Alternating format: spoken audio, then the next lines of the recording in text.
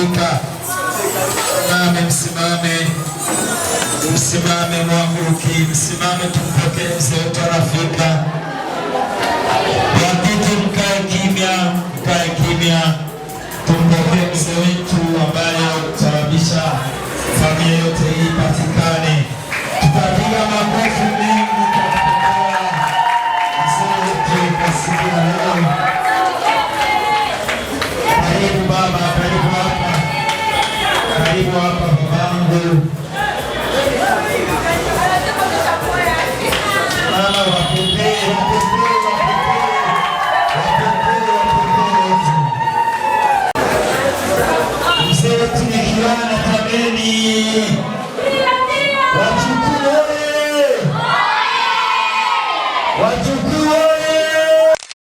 Makofi mengi sasa, makofi mengi.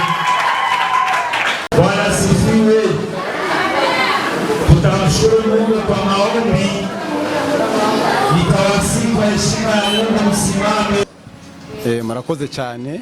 Jewe nzi ku izina rya Ndinda Augustin, nkaba naserukiye umuryango w'umushingandahe Ndinda Nyongoro. Mugabo iryo zina rya Ndinda Nyongoro niryo benshi bazi, niritazirano. Mugabo izina ryiwe ry'ukuri ni Ndinda Yamuremye.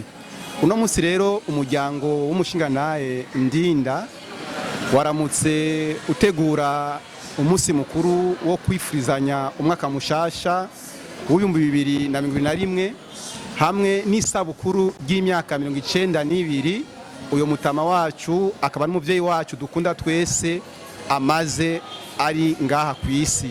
Ni muri yo ntumbero rero muje musanga abantu bakoranye ngaha muri byo birori byo kwifurizanya umwaka mushasha hamwe n'isabukuru ry'imyaka 92 amaze ngaha. N'umutama afise umuryango wagutse, duhereye ku bana yivyarira mu nda bashika hafi 21, ugaca ufata abuzukuru n'abuzukuruza, eka n'umutama akuze kuko amaze kugera kwabo twita ico niki. Ni bamwe mu Burundi, bamwe ni bake cyane usanga bagera ku iyo ntambwe. Kuba uno munsi amaze kubona ico niki ni kuvuga yuko n'amateka. Nico gituma twavuze ati reka uno munsi mukuru duhimbare, kuko n'umunsi mukuru wategura ko umuryango uhimbaza.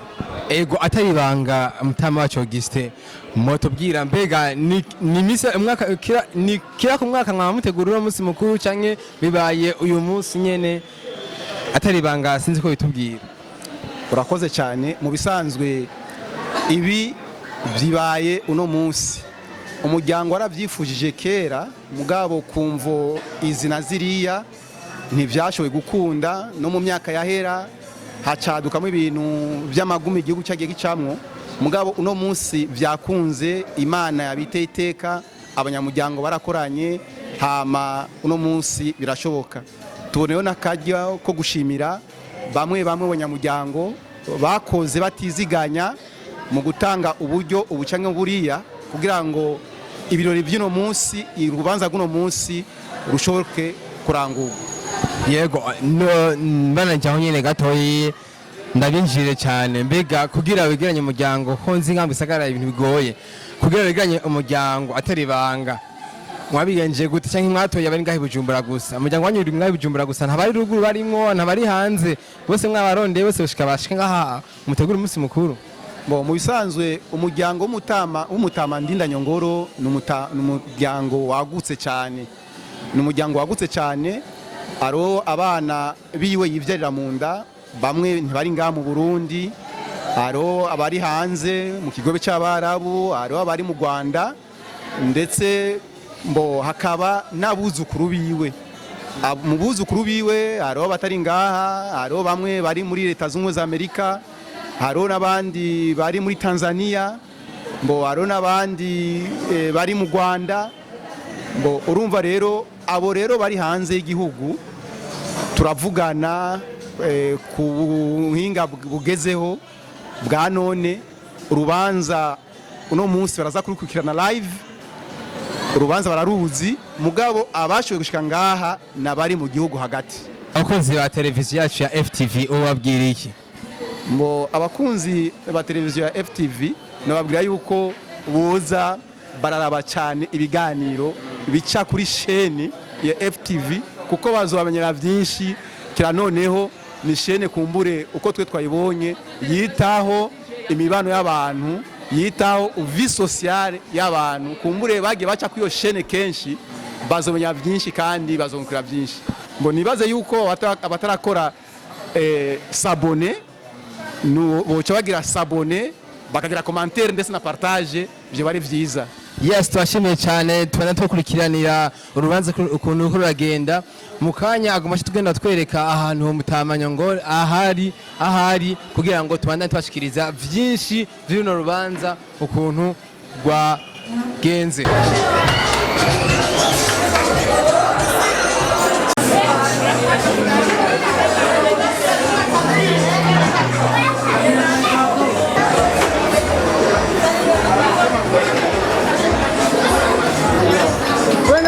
Mi para tu. Mi para tu.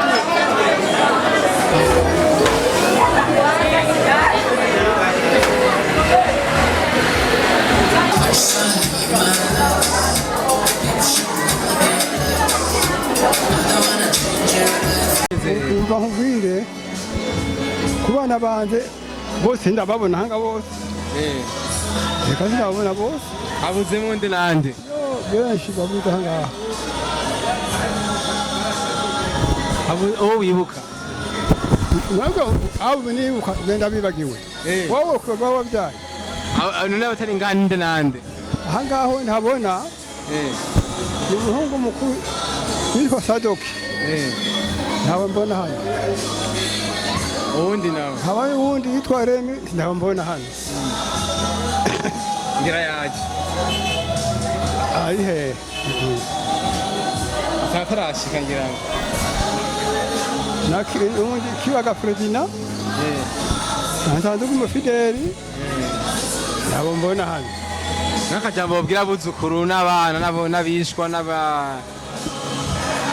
bose babwira iki bashimira Imana bahezage uko bashikanye hano ahasi ari kwashika niyo bashikanye hano Imana bahezagire bansabira kumana uyu mwaka 2021 ndagushikeko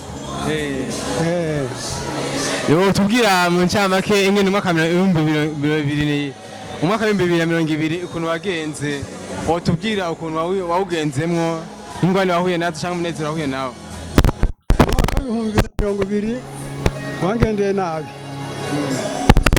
ungendeye nabi umwana wanje w'imyaka 30 yarapfuye apfa mu kwezi kwa gatatu umufasha wanje nawe agenda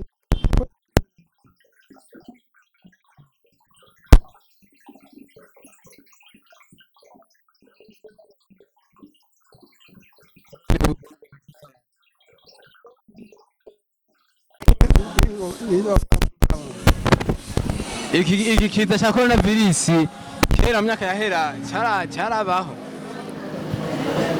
urabizi kera ni kera ibyo nakubwiye tumwana basigaye yishase ni coronavirus kize nta cyakihari nuwo mugera bavuga ngo nuwo mugera basijya ndawuhari hadoze ibindi bisumba ibi ukiri kwisaza ubona byinshi imyaka maze ibyo sinari kwibona urabona uwanyibarutse papa ntabyabonye akini jewe ndayibonye atapfuye afite imyaka 84 ni akajambo wo uhanura abuzukuru bubu n'abuzukuruza abobwira ubu urabizi iby'ubu by'amace kimwe umwana ku mugoroba yicara havuye ase agatera inkuru kamukiye utuganda twa mbere none umwana w'ubu ayo kwicara havuye ase yirukira mu mateleviziyo mu mabuwati ntajya wicara havuye ase utugambo se amukira ubu nta mwana kimenya umugani wa kera atabirabye mu bitabo baraba televiziyo ubu kera televiziyo zitarahari ntibabashyira umugani kera umwana yicara hamwe na se baganira anywa itabi kamutumira itabi kamukimuka ati mwana urakore gutyo urabona iyo nakura uzokubaha agukurira akicara bizi none ubu uko ategera se ngo amuhanure umwe asiga ahakana se none kera mutama waranywa itabi wewe waranywa itabi eka inzoga nange icupa rimwe ngo mbona abantu bikubita hasi ari abantu bakuze ndabona ko atari byo none inzoga ubu ngubu ndamubona uko amusaza nk'inzoga mwanwa kera n'izahe aho ibyeyi bitanguye kuzira niho nange ibyeyi basi ntayinizwa nanyoye ntayinizwa mu karokanda tugushimiye cyane mutama rero ko watuganirishije interview ya FTV wibwiye iki sasa niyo majambo yanjye mfise aho ngayo babona unja ababonye twinshi cyane mutama wacu muragahora gutyo muranshimira yego aho tugana mutama wacu Nyongoro aratubwira byinshi atekereye akajambo kabuzukuru aha niwumve ngo uritwa Nyongoro izina rya data na mama urabita imbere bya kare bwa kare ababyeyi ntibakwita amazina yesu akwita izina njye akakwita izina izina rya data na mama mama nyita Kiraga data nyita Yamuremye navuke muri komini Mutimbu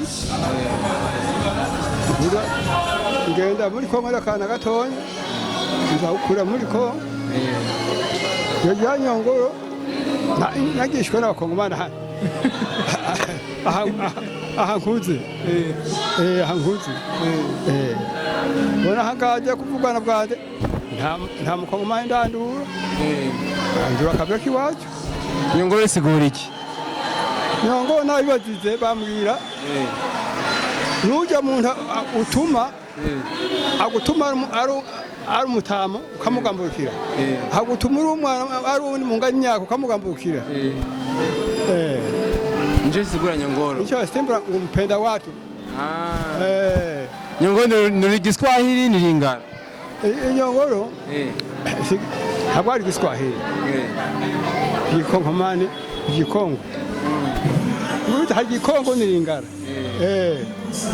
Igikongo ni Lingala ukuja ku Kinyarwanda bigomba kumenya nk'ikirundi atari kirundi na Gikongo ni Lingala bigomba kuba kimwe bigatandukana mu mvugo nyinshi haba mbote na bino sango nisanga maramu ogende wapi sawa mwumvise Nyongoro cyasigura mwumvise ryavuye mwumvise amazina y'ukuri nibaza abandi mukurikirana ibiganiro bya televiziyo ya FTV twandanya tubereka ngene rubanza ko rakurikirana turi kumwe twese murakoze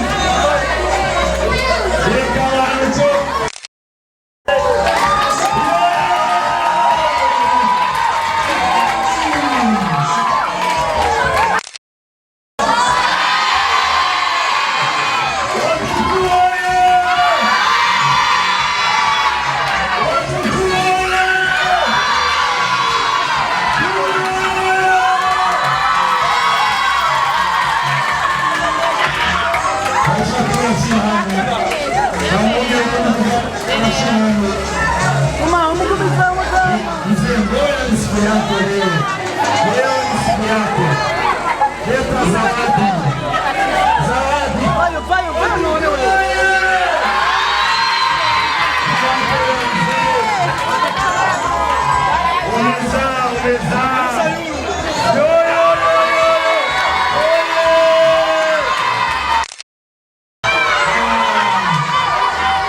Mzee anapewa ingine zawadi. Mpatie mikono shati. Mpatie pale, mpatie.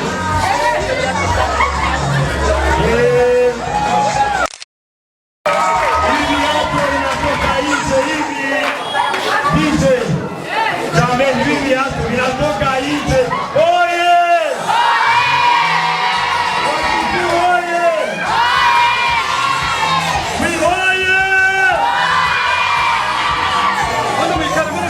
Vaya mwabana